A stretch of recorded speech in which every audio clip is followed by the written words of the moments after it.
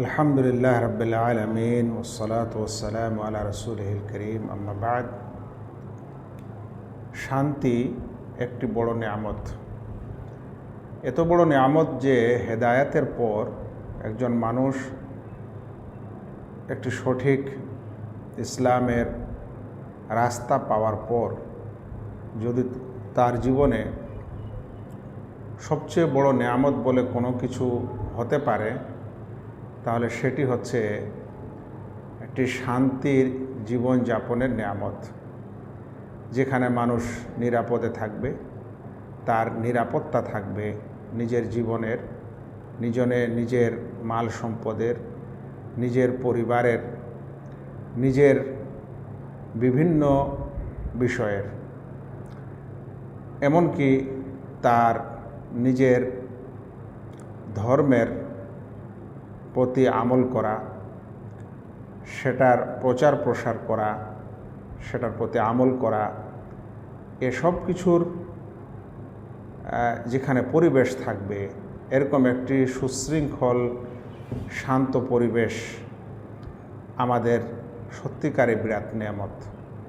আল্লাহ রাব্বুল আলামিন ইব্রাহিম আলাইহিস সালাম সম্পর্কে বলছেন, যখন তিনি বাইতুল্লাহর নির্মাণ করেন, কাবা ঘরের নির্মাণ করেন এবং পৃথিবীবাসীকে হজের জন্য আহ্বান করেন, সেই শহর নির্মাণকালে তিনি আল্লাহর কাছে দোয়া করেছিলেন, রাব্বি জাআল হাদা বালাদান আমিনা, হে আল্লাহ, এটাকে একটি শান্তির শহর করে দাও।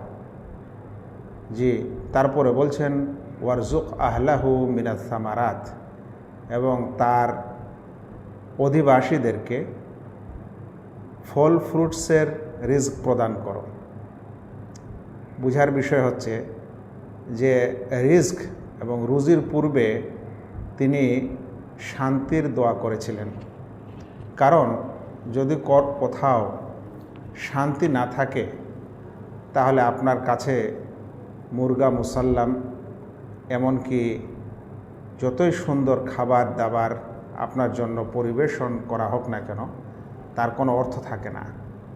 আজ যদি আপনার গ্রামে একটা বিরাট ধরনের ঝগড়াঝাঁটি মারপিট চলে, আপনি কি পেট ভরে এক প্লেট বিরিয়ানি খেতে পারবেন?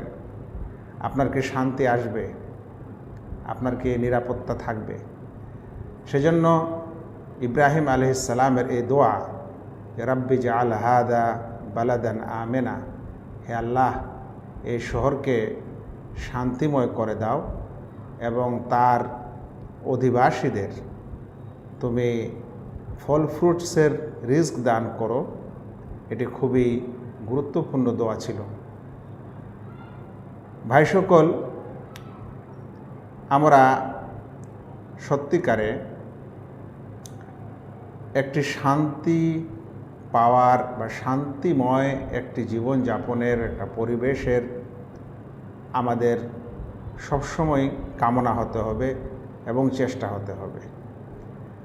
যেখানে শান্তি থাকে না, বিশৃঙ্খলা শুরু হয়, যেখানে ঝড় ঝামেলা শুরু হয়, যেখানে দাঙ্গা ফাসাদ শুরু হয়, সেখানে এমন কিছু নিরপরাধ মানুষ হত্যা হয়ে যায় যে নিজে বুঝে না যে কেন সে হত্যা হলো আর কে তাকে হত্যা করলো, কি কারণে তাকে হত্যা করা হলো।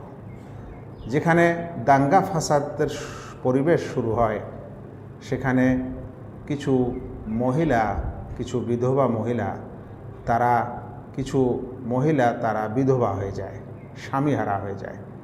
এরকম মহিলাদের জীবনযাপন কতখানি কষ্টকর, সেটা পরিবেশের দিকে লক্ষ্য করলেই বোঝা যায়। দাঙ্গা ফাসাদের সময় অনেক শিশু তারা নিজের পিতামাতাকে হারিয়ে ফেলে অনাথ হয়ে যায়। তখন তাদেরকে এই অনাথের জীবনযাপন পৃথিবীতে করতে হয়। এটা কত বড় কষ্টের এবং এর সময়সীমাটা কত বেশি, যে একটি দাঙ্গা, একটি ফাসাদ, একটি ঝগড়া, একটি ঝামেলা, একটি হাঙ্গামা একটা মানুষের জীবনকে কত দূরে ঠেলে দিতে পারে, যদি আমরা একটু চিন্তা ভাবনা করি। ইসলামের দৃষ্টিকোণ থেকে খুব সামান্য সামান্য একটি ভালো রাত এবং দিন, একটি ভালো রাত যাপন আর একটি ভালো দিন যাপন স্বাভাবিকভাবে গেলেই তাকে বড় নিয়ামত বলে রসুল করিম সাল্লাল্লাহু আলাইহি সাল্লাম স্বীকার করেছেন। একটু শুনেন, আল্লাহ রসুল সাল্লাল্লাহু আলাইহি সাল্লাম বলছেন, মান আসবাহা আমিনান ফি সিরবিহি, যে ব্যক্তি তার কুটিরে, যে ব্যক্তি তার গৃহে শান্তির সাথে সকাল করল, নিরাপদে সকাল করল। অর্থাৎ যে মানুষের একটি রাত এভাবে তার অতিবাহিত হলো যে সেই রাতে তার কোনো দুঃখ কষ্ট হয়নি, তার উপর কোনো জুলুম অত্যাচার হয়নি, তার বাড়িতে কোনো হানা দেওয়া হয়নি, তার বাড়ির উপরে কোনো বম্বিং করা হয়নি, তার বাড়িকে জ্বালিয়েও দেওয়া হয়নি, তার বাড়িকে পুড়িয়েও দেওয়া হয়নি, তার দরজায় কোনো চোর ডাকাতের আস্ফালনও ঘটেনি, এরকম নিরাপদে সে সকাল করল। মুআফান ফি জাসাদিহি, তার শারীরিক অবস্থাও সুস্থ, সকাল করেছে, তার শারীরিক অবস্থা সুস্থ রয়েছে, তাকে রাত্রিবেলা কোনো রোগ আক্রান্ত করেনি, সেই রোগের ফলে তাকে রাতে উঠে কোনো ডাক্তার খোঁজাখুঁজি করতে হয়নি, কোনো ওষুধপত্র খেতে হয়নি, কোথাও যেতেও হয়নি, তার শরীর স্বাস্থ্য নিরাপদে আছে। ওয়াইন্দাহু কুতু ইয়াউমিহি, আর তার কাছে মাত্র সেই দিনের আহারের যোগান আছে। তিনটি কথা, যে রাত যাপন করছে শান্তির সাথে, শারীরিকভাবে অসুস্থ রয়েছে, বাড়িতে একদিনের খাবার দাবার মজুদ আছে। মাত্র এতটুকু জিনিস যদি কোনো মানুষের কাছে থাকে, কোনো মানুষের মধ্যে যদি এই কয়েকটি গুণাগুণ দেখা যায়, যেটা আমাদের কাছে খুবই নগণ্য, তার সম্পর্কে প্রিয় নবী সাল্লাল্লাহু আলাইহি সাল্লাম বলছেন, ফাকান্নামা হিজাত লাহু দুনিয়া বিহাযাফিরিহা, তাহলে যেন সম্পূর্ণ দুনিয়া তাকে দিয়ে দেওয়া হলো। এই তিনটি জিনিস থাকলে তাকে যেন সম্পূর্ণ দুনিয়া, সম্পূর্ণ পৃথিবী তার জন্য দিয়ে দেওয়া হলো। ওই হিসাবে আমরা কত রাত শান্তিতে যাপন করছি, কিন্তু আল্লাহ তাআলার কে জানি কয়জনের শুকরিয়া আদায় করি। আমরা জীবনের কত রাত কত দিন নিজের শারীরিক সুস্থতা নিয়ে অতিবাহিত করছি, কিন্তু আল্লাহ তাআলার কে জানি কতজন শুকরিয়া আদায় করছি। আমরা নিজের বাড়িতে একদিন নয়, হয়তো গোটা জীবনেরই খাবার ব্যবস্থা আছে, কারো হয়তো কয়েক বছরের আছে, কারো হয়তো 1 বছরের আছে, কারো 6 মাসের আছে, কারো মাসের আছে, কিন্তু আমরা কতজনে এই নিয়ামতের শুকরিয়া আদা করি। সেজন্য একটি শান্তিময় রাত ও দিনকেই ইসলাম সবচেয়ে বড় পৃথিবীর নিয়ামত মনে করছেন, এবং সারা পৃথিবীতে যা নিয়ামত আছে তাকে সব দিয়ে দেওয়া হয়েছে, এরকম মন্তব্য করেছেন। সেই হিসাবে আমাদের জীবনের এই নিয়ামতগুলি কতখানি গুরুত্বপূর্ণ হতে পারে আমরা একটু অনুমান করতে পারি। একটি শান্তি এবং শান্তিময় জীবন যাপনের জন্য রাসূল করিম সাল্লাল্লাহু আলাইহি ওয়াসাল্লাম আমাদের উপর হারাম করে দিয়েছেন যে আমরা যেন কাউকে মারধর না করি, এবং মৌখিক কটু কথাও না বলি, কোনো গালমন্দ না করি। গালমন্দ যেটা মৌখিক কাউকে কষ্ট দেওয়া, এই মৌখিক কষ্টটাই নিষেধ করা হয়েছে। এত নিষেধ করা হয়েছে যে আল্লাহ রাসূল সাল্লাল্লাহু আলাইহি ওয়াসাল্লাম বলেছেন, লাআনুল মুমিনি কাকাতলিহি, কোনো মুমিনকে লাআন তান করা, গালমন্দ করা, এটা তাকে হত্যা করার মতো। আল্লাহু আকবার, এত বড় সহিহ মুসলিমের হাদিস। এটি কত সামান্য কথা নয় যে আপনি মৌখিক কাউকে কষ্ট দিতে পারেন না, তাহলে হাত দ্বারা কষ্ট দেওয়াটা কতখানি কঠিন কাজ ইসলামের দৃষ্টিতে। এবং সেখানে যদি অস্ত্রশস্ত্র দ্বারা কাউকে কিছু করা হয় তাহলে সেটা কতখানি, সেখানে যদি কাউকে হত্যা কেউ করে তাহলে কত বড় অপরাধ হতে পারে। রাসূল করিম সাল্লাল্লাহু আলাইহি ওয়াসাল্লাম বলছেন, লা ইউশির আহাদুকুম ইলা আখিহি বিসসালাহ, কেউ কোনো ভাই যেন কোনো ভাইকে হাতিয়ার দিয়ে ইশারা না করে, মারা নয়, ইশারাটা যেন না করে হাতিয়ার দিয়ে। আরও বলছেন লা ইয়াহিল্লু লিমুসলিমিন আন ইউরাওয়া মুসলিমান, কোনো মুসলিমের জন্য এটা বৈধ নয় যে সে কোনো মুসলিমকে ভীত সন্ত্রস্ত করতে পারে না। তবে এখানে একটি খুব গুরুত্বপূর্ণ বিষয় আমাদের বোঝার আছে, সেটি হলো যে ইসলাম নিরাপত্তার কথা বলেছে যেমন মুসলিমদের জন্য, তেমন একটি ইসলামিক রাষ্ট্রে বসবাসকারী ও মুসলিমদের জন্য সম্পূর্ণ নিরাপদের কথা বলেছে। কিন্তু আজ এই কথাগুলি, এই বাণীগুলি, এই হাদিসগুলি যেন আমাদের সমাজের মানুষ স্বয়ং আমরাই জানি না, বুঝি না, অন্য ও মুসলিম ভাইদেরকে কিভাবে বোঝানো যায় সেটা একটা বড় চ্যালেঞ্জ আমাদের এই যুগে।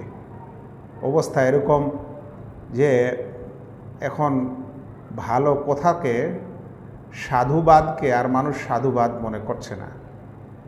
এখন একটা এমন পরিবেশের প্রয়োজন যেখানে আমল দ্বারা, যেখানে সত্যিকারে আমল দ্বারা, কর্মের দ্বারা আমরা অন্য সমাজকে এটা বোঝাতে সক্ষম হব যে সত্যিকারে ইসলামে কি আছে।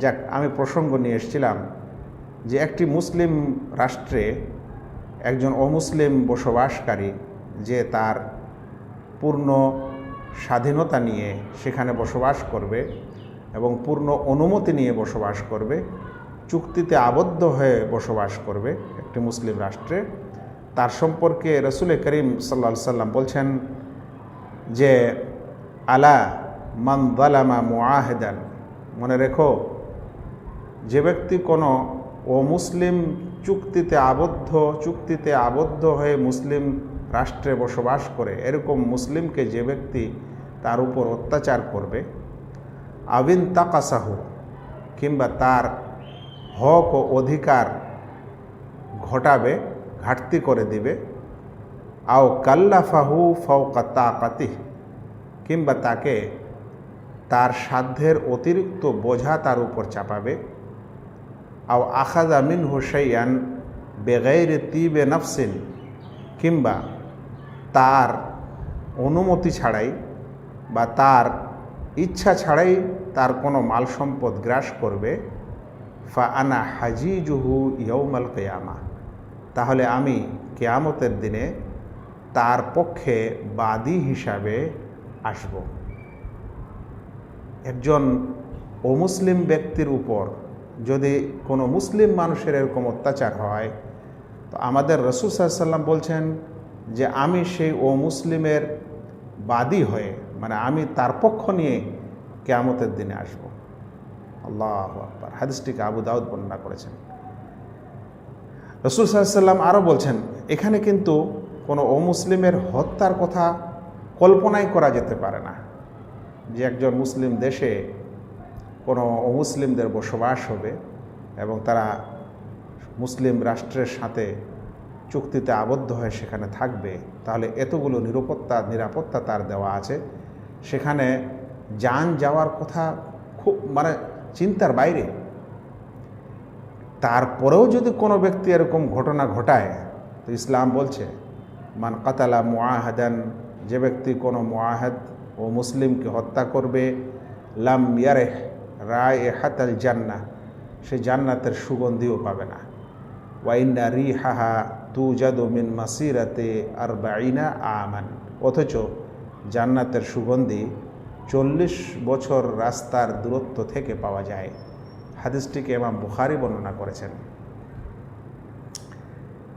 এই তথ্যগুলি একটি সুন্দর, সুশৃঙ্খল, শান্তিময় পরিবেশ এর জন্য অতীব প্রয়োজন, যেটা ইসলাম প্রদান করেছে, কিন্তু আমরা অনেকে এটা বুঝি না। শান্তি আনয়নের জন্য, একটি পরিবেশের মধ্যে শান্তি বিরাজ করার জন্য কি কি উপায় গ্রহণ করা যেতে পারে, কি কি কারণ থাকলে একটি পরিবেশে শান্তি নেমে আসতে পারে। আল্লাহ তাআলা কোরআনে বলছেন, প্রথম কারণটি হলো ঈমান ও তাওহীদ থাকা। তাহলে সেই পরিবেশে অধিক শান্তি এবং সম্পূর্ণ শান্তি বিরাজ করবে, যেখানকার জনপদের মানুষেরা আল্লাহ রাব্বুল আলামিনকে সত্য মাবুদ হিসাবে মেনে নেবে এবং তার উপাসনা করবে। আল্লাহ বলছেন, ওয়াদাল্লাহুল্লাযীনা আমানু মিনকুম, আল্লাহ তাআলা তোমাদের মুমিনদের জন্য ওয়াদা করেছেন, যে সকল মুমিনেরা ঈমান এনেছে এবং সৎ কাজ করেছে, ওয়া আমিলুস সালিহাত লা ইস্তাখলিফান্নাহুম ফিল আরদ, আল্লাহ রাব্বুল আলামিন তাদেরকে অবশ্যই পৃথিবীতে খেলাফত দান করবেন, পৃথিবীতে তাদের রাজত্ব দিবেন। কামাস্তাখলাফাল্লাযীনা মিন ক্বাবলিহিম, যেমন তিনি তাদের পূর্বের লোকদেরকে দিয়েছেন। অতঃপর আয়াতের কিছুটা অংশের পর আল্লাহ বলছেন, ওয়ালা ইউবাদদিলান্নাহুম মিন বাদি খাউফিহিম আমনা, আর তাদের ভয় ভীতির পরে আমি তাদের এই পরিবেশকে শান্তিতে পরিবর্তন করে দেব। কখন? ইয়াবুদুনানি লা ইউশরিকুনা বি শাইআ, যখন তারা সকলে আমার ইবাদত করবে, আমার সাথে কাউকে শরিক করবে না। সূরা নূর 55 নম্বর আয়াত। তাহলে জনপদে শান্তির কারণ হচ্ছে ঈমান এবং তাওহীদ, এক আল্লাহ তাআলার ইবাদত এবং তার দাসত্ব করা। তাহলে শান্তিও আসবে এবং সে জমিনের কর্তৃত্ব পাবে। দ্বিতীয় হচ্ছে, যখন কোনো পরিবেশে শান্তি থাকবে, নেয়ামত থাকবে, অন্য কিছুর আশিস ও অনুকম্পা থাকবে, সেই নেয়ামতগুলির কৃতজ্ঞতা প্রকাশ করা। আল্লাহ বলছেন, লা ইন শাকারতুম লা আযীদান্নাকুম, তোমরা যদি আমার শুকরিয়া আদায় করো তাহলে আমি তোমাদের বেশি বেশি দিব। মানুষ যখন নেয়ামতের কদর করে না, নেয়ামতের প্রতি অকৃতজ্ঞ হয়, তখন আল্লাহ তাআলা সেই নেয়ামত তার কাছ থেকে ছিনিয়ে নেন। কারণ যে নেয়ামতের হেফাজত করতে জানে না, তার কাছে নেয়ামত না থাকাই ভালো। একটি সমাজের শান্তিময় পরিবেশের জন্য নেক কাজ নেক কাজ করা আর মন্দ কাজ থেকে বিরত থাকা, এটি সমাজকে সুন্দর করার একটি গুরুত্বপূর্ণ উপায়। আল্লাহ বলছেন, মান জাআ বিল হাসানাতি ফালাহু খায়রুম মিনহা, যে ব্যক্তি নেক কাজ করে তার জন্য তার চেয়েও উত্তম কিছু রয়েছে। ওয়া হুম ফি ফাজাই ইয়াউমাইযিন আমিনুন, আর তারা সেই দিনের দুশ্চিন্তা থেকে নিরাপদে থাকবেন। তো যে মানুষ নেক কাজ করে সে দুশ্চিন্তা থেকে নিরাপদে থাকতে পারে। সূরা নাহাল 89 নম্বর আয়াত। উল্লেখ্য, মানুষ যখন নেয়ামতে থাকে তখন সে আস্ফালন করে, হয়তো ভুলে যায়, হয়তো তোয়াক্কা করে না, কিছুই মনে করে না। উচিত যেই নিয়ামতে আমরা আছি এবং যতটুকুতেই আছি, যদি সম্পূর্ণ থাকি, আধা থাকি, এক পয়ায় থাকি, শারীরিক নিয়ামতে আছি, দেখা গেল সামাজিক নিয়ামতে নাই কিন্তু শারীরিক নিয়ামত আছে, শারীরিক আছে, সামাজিক আছে, রাষ্ট্রীয় নিয়ামতে আছি, যেই নিয়ামতে আছি, যতটুকুতে আছি, আমরা যেন তার অবশ্যই কৃতজ্ঞতা প্রকাশ করি এবং সেটার কদর করি আর আল্লাহ তাআলার কাছে দোয়া করি, আল্লাহ যেন আমাদের সেই নিয়ামতকে, এই শান্তির নিয়ামতকে যেন ওই শান্তির নিয়ামতকে যেন ধারাবাহিকভাবে আমাদের কাছে রাখেন, সব সময়ের জন্য রাখেন। ইব্রাহিম আলাইহিস সালাম সে কারণে দোয়া করেছিলেন, রাব্বি জাআল হাদা বালাদান আমিনা, হে আল্লাহ, এই শহরকে আপনি শান্তিময় করে দেন। তাই উচিত আমরা নিজের জন্য, নিজের পরিবারের জন্য, নিজের সমাজের জন্য, নিজের দেশের জন্য, নিজের জাতির জন্য এই আমন ও শান্তির দোয়া করব আল্লাহ তাআলার কাছে। আমরা অনেক সময় নিজের জন্যই দোয়া করি এবং সেটাই বেশি মানুষকে ভালো লাগে বা প্রয়োজন মনে করে। কিন্তু একজন মানুষ যখন সমগ্র জগতের জন্য দোয়া করে, সব ভাইদের জন্য যখন দোয়া করে, তখন তাদের দোয়ার বদলে তার কাছে নেকি আসে। সেই জন্য সবসময় নিজের জন্য দোয়া করাটাই যথেষ্ট না, বরং সকলের জন্য, সমস্ত জাতির জন্য, সব কিছুর কল্যাণের জন্য দোয়া করা উচিত। আল্লাহর কাছে দোয়া করি, আল্লাহ যেন আমাদের বর্তমান এই পরিস্থিতিকে সত্যিকারে শান্তিময় করে দেন, শান্তিতে পরিবর্তন করে দেন। আশেপাশে বিভিন্ন স্থানে যে সকল কথাবার্তা ও সংবাদ শুনছি, আল্লাহ যেন সেগুলোর মধ্যে তাদের মধ্যে জ্ঞান দান করেন, বুঝার তৌফিক দান করেন এবং সমাজে শান্তিতে বসবাস করার একটি বিশেষ চিন্তা ধারা আমাদের মাথায় আল্লাহ যেন দেন। আল্লাহ যেন আমাদের তৌফিক দেন, যেমন আমরা নিজের পরিবার, নিজের জন্য, নিজের সমাজ এবং ইত্যাদির জন্য যেভাবে আমরা চেষ্টা করি শান্তির জন্য, সেই চেষ্টাটা যেন আমরা দেশ ও নিজের জাতির জন্য করতে পারি। আসসালামু আলাইকুম ওয়া রাহমাতুল্লাহি ওয়া বারাকাতুহু।